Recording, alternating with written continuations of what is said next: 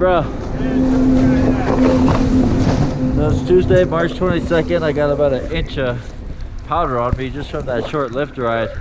It's been dumping for a couple hours. It's beautiful right now. It's been beautiful all afternoon. So that was South Peak. So I'm taking west side over here to Elkhead, and then Elkhead to the gondola. Hopefully I can make the gondola by 4 for the last ride up. But yeah, wow, what a day. Amazing. Fresh powder and fresh tracks pretty much every run because there's so much snow coming down. I hope it just keeps snowing like this all night. Wish there was night skiing tonight. That would